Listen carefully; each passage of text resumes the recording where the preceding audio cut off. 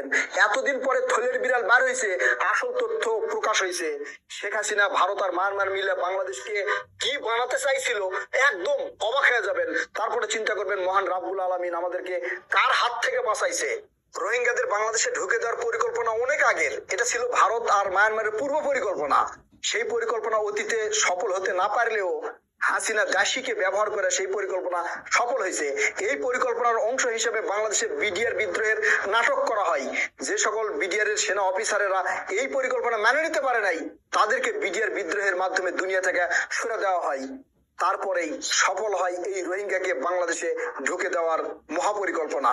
মায়ানমারের রোহিঙ্গাদের বাংলাদেশে ঢুকে দেওয়ার ঘটনা এটাই প্রথম না, এর আগে অনেকবার মায়ানমার থেকে রোহিঙ্গাদের বাংলাদেশে জোর করে ঢুকে দেওয়ার চেষ্টা চালিয়ে গেছে মায়ানমারের সেনাবাহিনী। শহীদ রাষ্ট্রপতি জিয়াউর রহমানের সময় 5 লক্ষ রোহিঙ্গাকে বাংলাদেশে জোর করে ঢুকে দিছিল।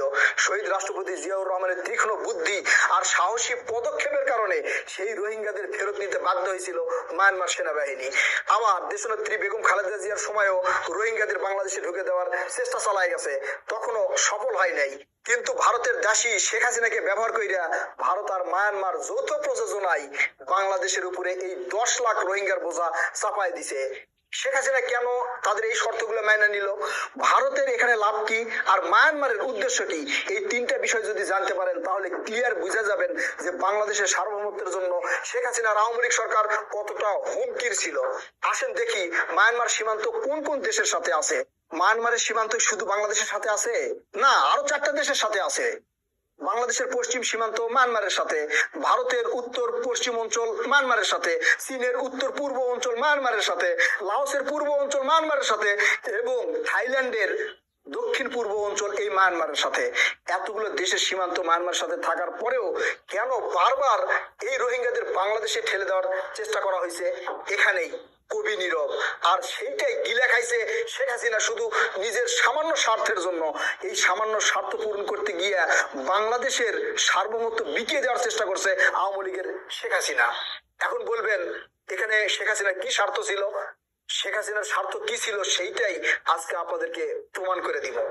শেখ হাসিনার সময় আপনারা দেখছেন না, শেখ হাসিনার অনেক নেতাকর্মীরা, আওয়ামী লীগের অনেক নেতাকর্মীরা বলতো যে এইবার আমাদের নেত্রী শেখ হাসিনা নোবেল পুরস্কার পেতে যাচ্ছে। কেন, কিভাবে, কেন শেখ হাসিনাকে নোবেল পুরস্কার দিবে Nobel committee? Sheikh Hasina Nobel পাওয়ার জন্য এই রোহিঙ্গাদের বাংলাদেশে জায়গা দিছে। 1,47,570 বর্গ কিলোমিটারের মধ্যে প্রায় 18 কোটি জনগণ বসবাস করে। এই ঘন বসতিপূর্ণ জনগণের ভিতরে আরো 10 লক্ষ রোহিঙ্গাকে টাইনা নিয়ে আসছে শেখ হাসিনা নিজেই। ভারতের সীমান্ত দিয়ে রোহিঙ্গারা ভারতে যায় নাই, যারা গেছিল